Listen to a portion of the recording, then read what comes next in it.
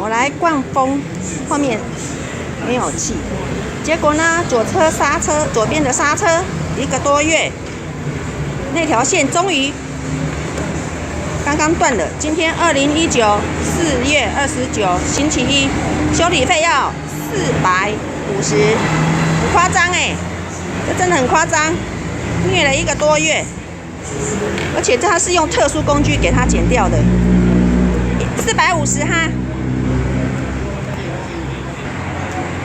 450的修理费。